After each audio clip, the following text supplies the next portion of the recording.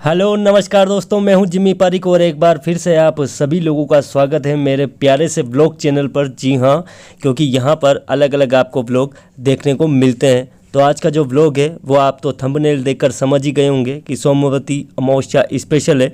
तो प्लीज़ अगर आपने अभी तक मेरे चैनल को सब्सक्राइब नहीं किया है तो चैनल को सब्सक्राइब करें और बेल आइकन को प्रेस करें और वीडियो को लाइक करें, क्योंकि आज का जो ये व्लॉग होने वाला है बहुत ही स्पेशल होने वाला है। क्योंकि आज के इस स्पेशल व्लॉग में तो सबसे पहले तो मैं आप सभी लोगों को सोमवती अमावस्या की हार्दिक शुभकामनाएं देना चाहता हूं। तो आप सभी को सोमवती अमावस्या की हार्दिक शुभकामनाएं।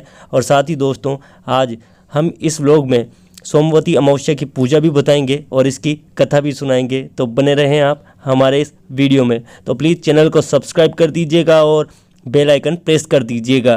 पौराणिक कथा के अनुसार एक साहूकार के 7 बेटों के साथ 7 बहुएं भी थी और एक बेटी भी। घर में रोज एक जोगी भिक्षा लेने आता। साहूकारनी भिक्षा देती तो वो ले लेता, लेकिन जब साहूकार की बेटी भिक्षा देने आती तो वो उससे भिक्षा नहीं लेता और कहने लगता कि बेटी तेरे भाग में सुहाग नहीं दुहाग है। लड़की को उस जोगी की यह बात बहुत बुरी लगती और वह उदास हो जाती। एक दिन वो रोती रोती जोगी की बात अपनी माँ को बताने लगी। सारी बात सुनकर माँ ने कहा कि बेटी तुम परेशान मत हो, कल जब जोगी आएगा तब मैं खुद सुन लूँगी कि वो क्या कहता है और उससे पूछूंगी कि वो ऐसा क्यों कहता है। अगले दिन जोगी फिर से भिक्षा लेने आया तो साहूकारनी दरवाजे के पीछे छुपकर बैठ गई और लड़की उसे भिक्षा देने के लिए गई। जैसे ही लड़की ने उसे भिक्षा देना चाहा तो जोगी ने उसे हर दिन की तरह कोई भिक्षा नहीं ली और वही बात दोहराई कि बेटी तेरे भाग में सुहाग नहीं दुहाग है। सुनते ही लड़की की माँ दरवाजे से बाहर आ गई और कहने लगी, एक तो हम तुम्हें भिक्षा दे रहे हैं और ऊपर से आप हमें गालियाँ दे रहे हो। माँ की यह बात सुनकर जोगी कहने लगा कि मैं गाली नहीं दे रहा हूँ, जो इसके भाग्य में लिखा है और जो सच है वही बात बता रहा हूँ। सारी बात सुनने के बाद लड़की की माँ कहती है, जब आपको सारी बात पता है तो इस बात का कोई उपाय भी तो होगा, वो उपाय बताइए। जोगी ने कहा कि 7 समुंदर पार एक धोबन रहती है जिसका नाम सोना है। सोना धोबन बहुत ही पति परायण है और वह सोमवती अमावस्या का व्रत रखती है। अगर वह तुम्हारे घर आकर व्रत का फल तुम्हारी लड़की को दे दे तो उसका दुहाग टल सकता है, नहीं तो विवाह के समय सांप के काटने से इसके पति की मृत्यु हो जाएगी। सारे बातें सुनकर लड़की की माँ रोने लगी। लड़की की माँ को उदास देख जोगी कहने लगे कि अगर तुम्हारी लड़की सोना धोबन की सेवा करे और उसे प्रसन्न करे तो सोना धोबन तुम्हारी लड़की को अपने व्रत का पुण्य जरूर दान में दे देगी, पर यह काम तुम्हारी लड़की को ही करना होगा। उपाय बताकर जोगी चले गए। उधर लड़की भी सोना धोबन की तलाश में अपने घर से निकल गई।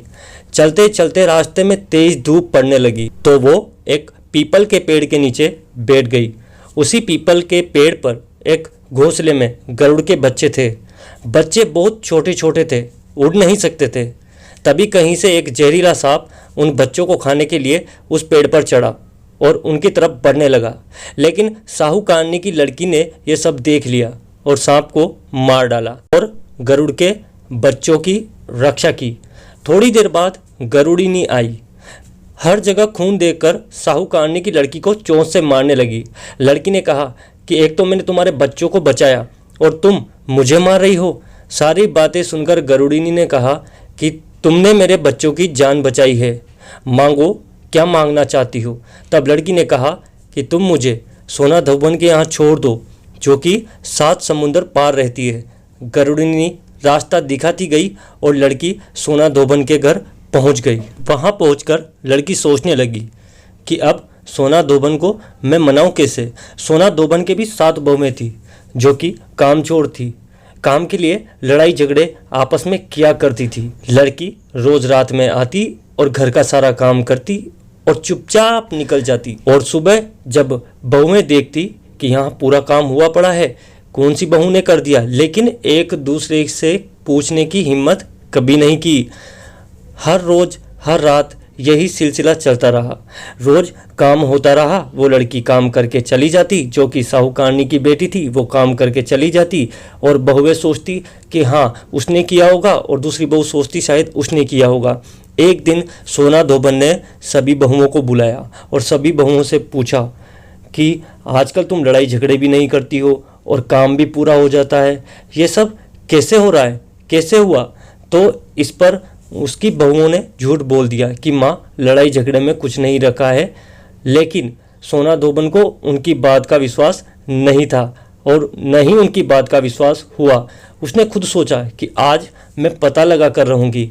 रात में जब वो लड़की साहूकारनी की बेटी जब वो काम करने के लिए आई और पूरा काम करके जाने लगी, तो सोना धोबन ने उसे पकड़ लिया और पूछा कि तुम कौन हो और क्या चाहती हो, तुम क्यों मेरे घर का काम करती हो? तब लड़की ने कहा, आप वचन दीजिए कि जो मैं मांगूंगी वो आप मुझे देंगे। तब सोना धोबन ने कहा कि हाँ मैं वचन देती हूँ। इस पर लड़की ने कहा कि माँ जी, मेरे भाग में सुहाग नहीं दुहाग है। एक जोगी बाबा आए थे जिन्होंने मुझे बताया कि विवाह के समय सांप के काटने से मेरे पति की मृत्यु हो जाएगी, और 7 समुंदर पार एक सोना धोबन रहती है जो कि सोमवती अमावस्या का व्रत करती है। अगर वो सोना धोबन तुम्हें अपने व्रत का पुण्य दे देती है तो तुम्हारे पति की लंबी उम्र हो जाएगी। सोना धोबन ने उस लड़की को वचन दे दिया था, तो वो उसके साथ जाने के लिए तैयार हो गई। जाते जाते सोना धोबन ने अपनी बहुओं से और बेटों से एक बात बोली कि मैं इस लड़की के साथ जा रही हूँ, मुझे इसकी मदद करना है। अगर मेरे जाने के बाद तुम्हारे पिताजी की मृत्यु हो जाए तो उन्हें तेल के कुपे में डालकर रख देना, क्योंकि सोना धोबन के पति की बहुत ही ज़्यादा तबीयत खराब थी। और उधर सोना धोबन उस लड़की के घर पहुंच गए और घर जाकर उस लड़की का विवाह करवाया। फेरों के समय सोना धोबिन कच्चा करवा, दूध तथा तार लेकर बैठ गई। थोड़ी ही देर बाद वो सांप जो उस लड़की के पति को डसने वाला था वो आया, और उसने जैसे ही दूल्हे को डसने का प्रयास किया वैसे सोना धोबन ने करवा आगे कर तार से सांप को बांध दिया और सांप मर गया। और फिर सोना धोबन ने लड़की को सुहाग दिया और कहने लगी कि आज तक जितने भी सोमवती अमावस्या के व्रत मैंने किए हैं उसका फल इस साहूकारनी की बेटी को मिल जाए, और अब आगे जो भी मैं व्रत करूंगी उसका फल मेरे पति, मेरे बेटे और मेरे बहुओं को मिले। सभी लोग सोमवती अमावस्या की जय जयकार करने लगे। लड़की की माँ साहूकारनी बोली कि आपने मेरे दामाद की जान बचाई है, तो मांगिए सोना धोबन, आपको क्या मांगना है, मैं आपको हर चीज़ देने के लिए तैयार हूँ। तो सोना धोबन ने कहा कि मुझे कुछ नहीं चाहिए। उधर सोना धोबन भी अपने घर के लिए निकल गई। तो रास्ते में चलते चलते वापस सोमवती अमावस्या का वक्त आ गया, तो उसने पीपल के पेड़ के नीचे बैठ के सोमवती अमावस्या की कथा कही, व्रत रखा और पीपल के पेड़ के 108 परिक्रमा की। पीपल की पूजा करके जब वो अपने घर पहुंची तो उसने देखा कि उसका पति मृत पड़ा हुआ था। तो रास्ते में जो उसने सोमवती अमावस्या का व्रत किया था उसका फल उसने अपने पति को दे दिया, और उस व्रत के प्रभाव से उसका पति वापस जिंदा हो गया। सब कहने लगे कि ऐसा तुमने क्या किया कि तुम्हारा पति वापस जिंदा हो गया? तो सोना धोबन ने कहा कि मैंने तो ऐसा कुछ नहीं किया, बस रास्ते में सोमवती अमावस्या का व्रत पड़ गया था जो मैंने सच्चे मन से किया, पीपल की पूजा की, व्रत की और कथा कही, और इससे मेरे पति को पुनः जीवन मिल गया। यह बात सुनकर पूरे नगर में यह बात फैल गई कि हाँ, सभी को अब सोमवती अमावस्या का व्रत करना है और पीपल की 108 परिक्रमा देनी है और कथा करनी है और सच्चे मन से पूजा करनी है। तो ये थी सोमवती अमावस्या की कथा। तो दोस्तों, आपको कैसी लगी? अगर ये वीडियो आपको अच्छा लगा हो तो प्लीज़ लाइक करिएगा और चैनल को सब्सक्राइब करिएगा।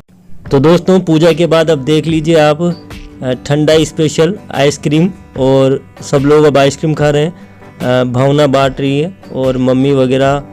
आप देखो ये बच्चे भी आइसक्रीम के लिए, और वाह कितने खुश हो रहे हैं। देखो युवंश कितना खुश है कि आइसक्रीम मिलेगी, और युवंश को आइसक्रीम मिल चुकी है।